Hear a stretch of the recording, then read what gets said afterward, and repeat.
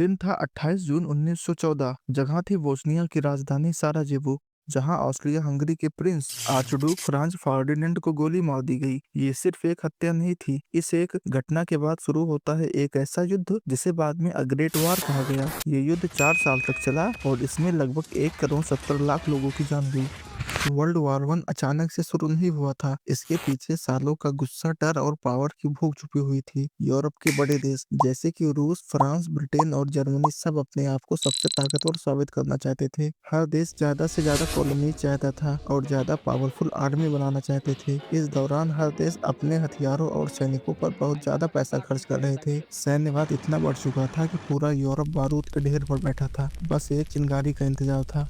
Europe के देशों को पता था कि अगर युद्ध हुआ तो अकेले लड़ना मुश्किल होगा। इसीलिए उन्होंने सीक्रेट और ओपन अलायंस बना रखी थी। एक तरफ थी डुअल अलायंस जिसमें जर्मनी और ऑस्ट्रिया हंगरी थी और दूसरी तरफ थे ब्रिटेन, फ्रांस और रूस। इसका मतलब था कि अगर इनमें से किसी एक देश पर भी अटैक होता तो सारा यूरोप अपने आप युद्ध में आ जाता। मतलब अगर एक देश भी फिसला तो पूरा का पूरा यूरोप जंग के गड्ढे में गिर सकता था। और इसकी शुरुआत होती है यूरोप के बाल्कन्स रीजन से, क्योंकि बाल्कन्स रीजन यूरोप का सबसे अनस्टेबल रीजन था। यहाँ के लोग, खासकर बोस्निया रीजन के लोग, ऑस्ट्रिया हंगरी के रूल के नीचे रहना नहीं चाहते थे। वो सर्बिया के साथ जाना चाहते थे क्योंकि बोस्निया की लैंग्वेज, कल्चर और रिलीजियन सर्बिया से मिलती थी और सर्बिया भी यही चाहता था। और यही सोच ऑस्ट्रिया हंगरी के लिए खतरा थी। यहीं से टेंशन पैदा हुआ जो धीरे धीरे गुस्सा और फिर वायलेंस में बदल गया।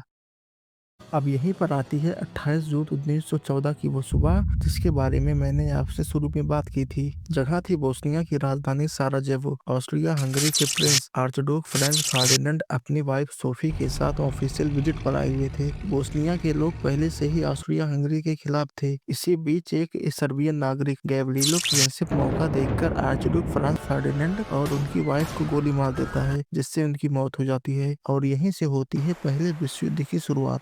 इस एक असैसिनेशन के बाद पूरा पॉलिटिकल सिस्टम ही हिल गया। साराजेवो में हत्या होते ही यूरोप के पावर सेंटर में पैनिक फैल गई। ऑस्ट्रिया हंगरी ने सर्बिया पर इल्जाम लगाया और एक अल्टीमेटम भेजा जिसमें ऐसी शर्तें थी जो सर्बिया के लिए मानना लगभग नामुमकिन था। और जब सर्बिया ने पूरी तरीके से शर्त मानने से मना कर दिया तो ऑस्ट्रिया हंगरी ने सीधा सर्बिया के ऊपर वार डिक्लेयर कर दिया। सर्बिया अकेला नहीं था। रसिया ने खुद को सर्बियन लोगों का प्रोटेक्टर मानते हुए सर्बिया की हथियारों से मदद करनी शुरू कर दी और रसिया ने अपने बॉर्डर पर अपनी आर्मी मोबिलाइज कर दी, जो जर्मनी और ऑस्ट्रिया के लिए सीधा खतरा बन गई। क्योंकि इस युद्ध में जर्मनी ऑस्ट्रिया का साथ दे रही थी, जिससे रसिया के खिलाफ जर्मनी भी वार में कूद गया। जर्मनी के अटैक प्लान की वजह से फ्रांस भी टारगेट बन गया। जर्मनी ने फ्रांस तक पहुंचने के लिए 4 अगस्त 1914 को बेल्जियम जैसे न्यूट्रल देश पर भी हमला कर दिया, जिसके बाद ब्रिटेन भी वार में शामिल हो गया और इस तरह सिर्फ एक गोली की वजह से पूरा का पूरा यूरोप जंग का मैदान बन गया।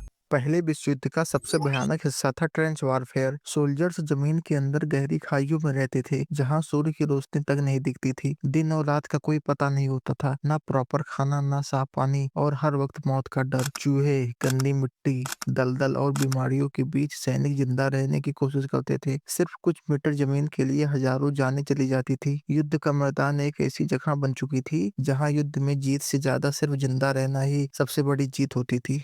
लेकिन कहानी यहीं नहीं रुकी। वर्ल्ड वॉर वन पहली ऐसी जंग थी जहां साइंस और टेक्नोलॉजी का यूज इंसानी भले के लिए नहीं बल्कि मास डिस्ट्रक्शन के लिए हुआ था। मशीन गन्स इतनी पावरफुल होती थी कि कुछ ही देर में हजारों लोगों को मार देती थी। पॉइजन गैस अटैक ने युद्ध को और ज्यादा डरावना बना दिया था। पॉइजन गैस हवा में फैलकर आंखों को जला देती थी, लंग्स को डैमेज कर देती थी और सैनिक मारे जाते थे। टैंक्स और सबमरीन ने युद्ध का स्केल और खौफनाक बना दिया था। ये जंग दुनिया को ये समझाने के लिए काफी थी कि जब साइंस पर कंट्रोल नहीं होता तो हमारी प्रोग्रेस भी हमारी सबसे बड़ी बर्बादी बन जाती है।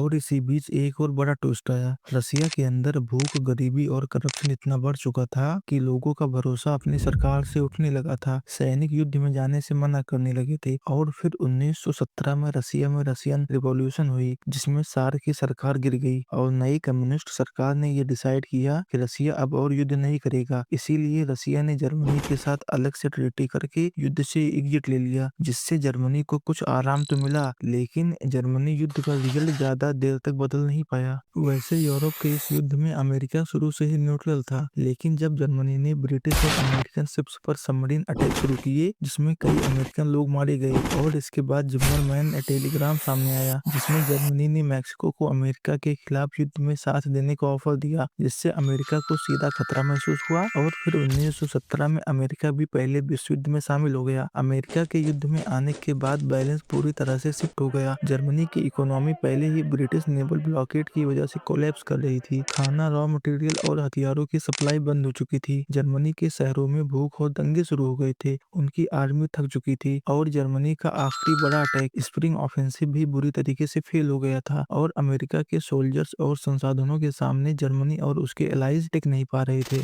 और 1918 तक जर्मनी पूरी तरह से थक चुका था। आर्मी टूट चुकी थी, लोग सड़कों पर आ गए थे और सरकार पर प्रेशर बढ़ता जा रहा था। आखिरकार 11 नवंबर 1918 को आर्मिस्टिस साइन हुआ और वर्ल्ड वॉर 1 ऑफिशियली खत्म हो गया। ये युद्ध 4 साल तक चला और लगभग 1 करोड़ 70 लाख लोगों की जान गई।